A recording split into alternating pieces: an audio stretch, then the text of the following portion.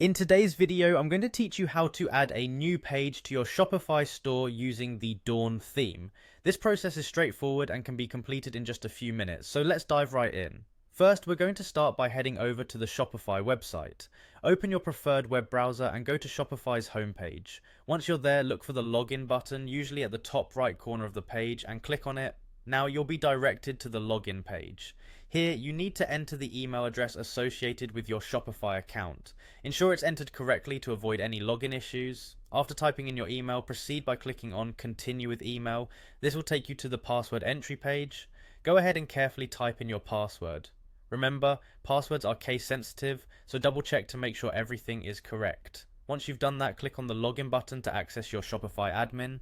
Now that you're logged in, navigate to the My Store section on the Shopify homepage. This area gives you access to all the functionalities you need to manage your store.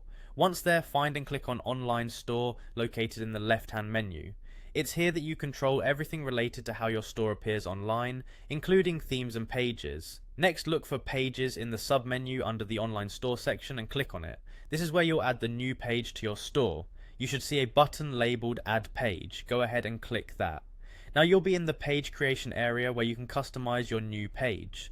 Start by entering a title for your page in the provided field. This title will be displayed in your navigation menu and should clearly convey the purpose or content of the page. Once you've set your title, move on to the content section.